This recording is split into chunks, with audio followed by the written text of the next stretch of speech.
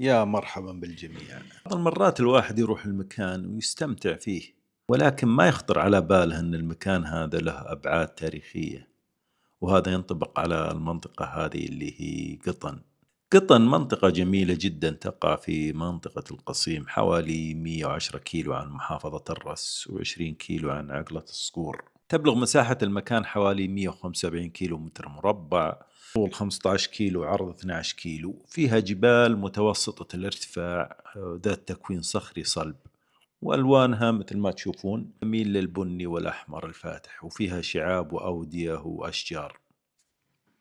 الممتع في هالمنطقة هذه أنه صار حدث مهم جدا، وهو واحد من أهم أحداث أيام العرب قبل الإسلام، ويرتبط في حرب مشهورة جدا اسمها داحس والغبرة. اللي ما يعرف داحس والغبرة، هي حرب دامت حوالي 40 سنة، قبيلة عبس وقبيلة ذبيان. والسبب صغير، ولكن روح المنافسة كانت عالية جدا بين هالقبيلتين. القصة بدأت بالأساس بين قيس بن زهير العبسي من عبس، وحذيفة بن بدر الذبياني من بني ذبيان. قبيلتين كلهم يرجعون لغطفان.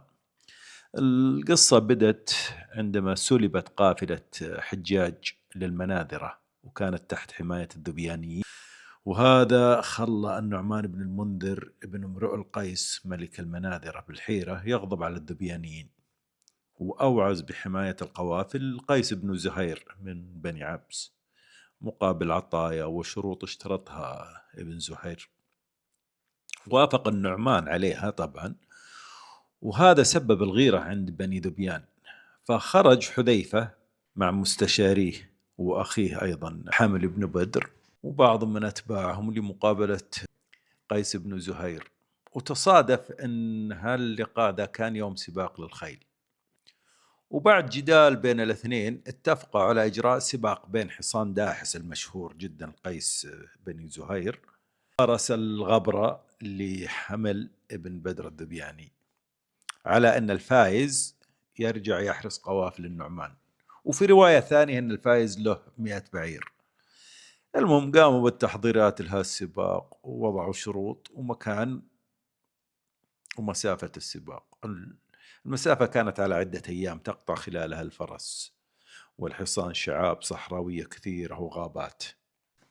قبل السباق كان الغش والغدر واضح من حمر بن بدر الذبياني صاحب الغبرة، لأنه عارف أن الغبرة مهيب ند الداحس. لذا أوعز المجموعة من قبيلته وقال لهم: إذا شفتوا داحس متقدم على الغبرة سووا لكم حركة وخوفوه بحيث أنه يتأخر شوي. وفعلا هذا اللي صار. لما كان داحس هو المتقدم، طلعوا من مجموعة من بني ذبيان وخوفوا داحس، وطاح الحصان وطاح الفارس معه. طبعا فازت الغبرة، ولكن اكتشف قيس بن زهير العبسي الموضوع وراح إلى حمل الذبياني وقال له: يا ابن الحلال الموضوع فيه غش. المهم طال الصراخ بينهم واشتعلت الفتنة بينهم، وتطاول حذيفة الذبياني على قيس العبسي، فهجم عليه قيس وقتله. وثارت قبيلة ذبيان على قبيلة عبس وقاتلوا مالك العبسي اللي هو شقيق قيس بن زهير العبسي. امتدت نار الفتنة وبدت الحرب بينهم، اللي هي طبعا عرفت باسم حرب داحس والغبرة.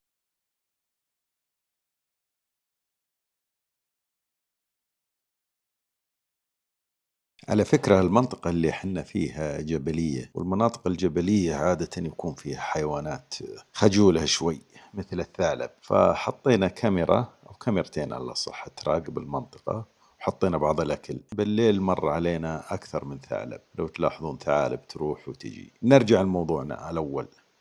ومن أهم الأحداث واقعة المريقب بالجواء بمنطقة القصيم، وهي تعد أكبر حرب بينهم.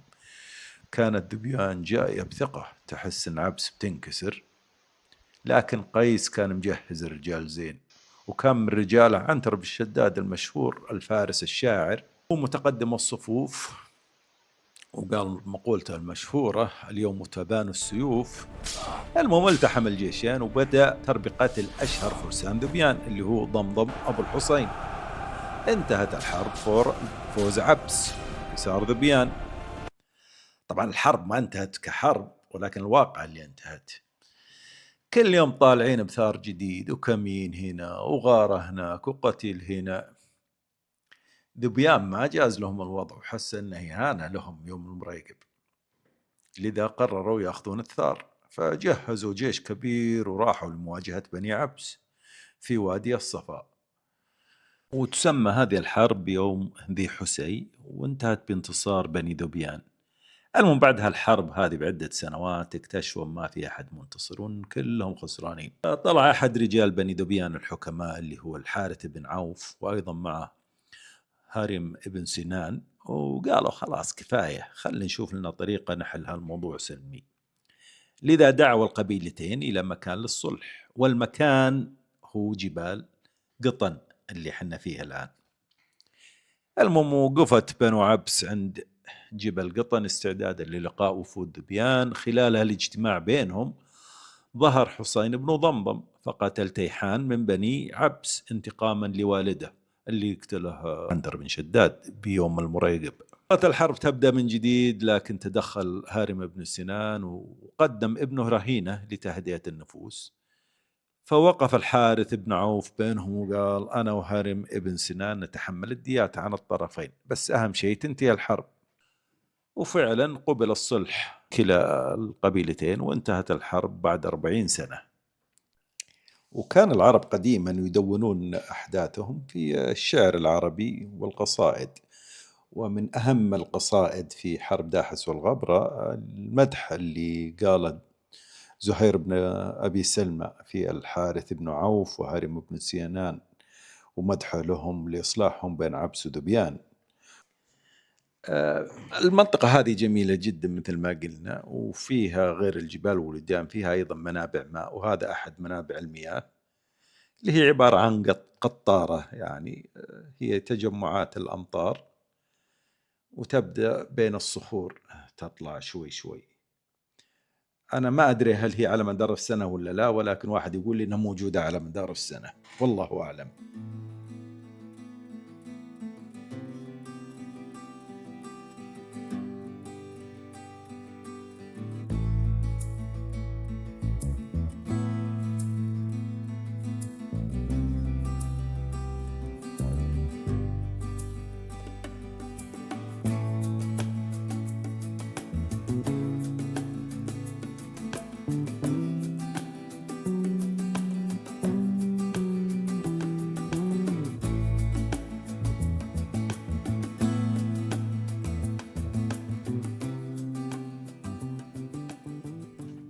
وما قصرت البلدية، وضعت مواقف ومنطقة جميلة لسيارات الرحلات اللي هي الآرفيز، وحمامات نظيفة وجلسات وفعاليات أيضا شتوية. فاللي مع سيارة يقدر يوقفها هنا ويستمتع بالمنطقة. اللي يحب الفود والجبال والماء يجي لها المنطقة هذه. المنطقة هذه موقعها بين أبان الأسمر وأبان الأحمر، ويفصل بينهم وادي الرمة. وادي الرمة اللي ما أعرفه هو أطول وادي في الجزيرة العربية، يبلغ طوله حوالي 540 كيلومتر، وينبع من حرة خيبر شمال منطقة المدينة المنورة، وبعدين يتجه شرقا يعبر منطقة القصيم إلى أن يصب في نفود التويرات جنوب الأسياح. يعد الوادي ظاهرة طبيعية مميزة طبعا بسبب اتساعه وكثرة روافده اللي يمكن تتجاوز 600 رافد، ومعظم جريانه يكون داخل القصيم. الوادي في العصور القديمة والمطيرة كان نهر دائم الجريان وليس موسميا مثل ما هو اليوم. يمر بين جبال أبان الشهير بمنطقة القصيم. الوادي الآن موسمي الجريان، يفيض فقط عند الأمطار الغزيرة، ويمكن من أشهر فيضاناته في عام 2023 في يناير 2023، وفاض حوالي لمدة 6 أيام متواصلة. النفود هذه اسمها النفود الميسرية، وهي قريبة لقرية محيوة، وأيضا قريبة إلى ضليع رشيد.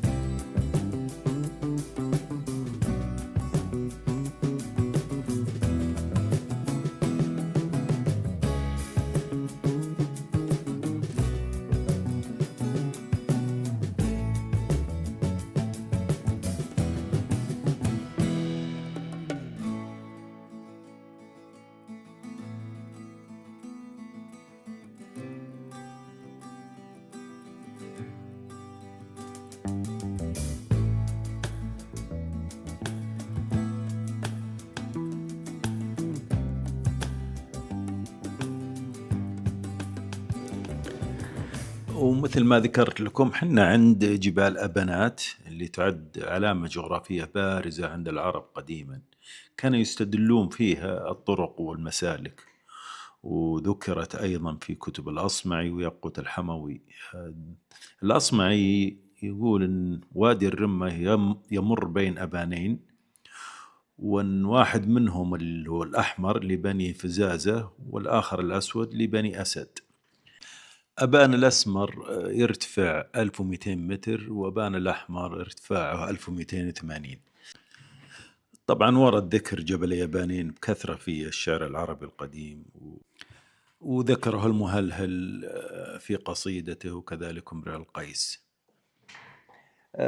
قربنا حنا لهالجبال الصغيرة هذه اسمها محيوة، جبال محيوة، وهي جزء من أبانات. قررنا نخيم الليلة هنا وننام في هالمنطقة هذه. المنطقة جميلة، الجو بارد الصراحة شوي لأننا في بداية السنة الميلادية في عز الشتاء الآن، ولكن المنطقة جميلة.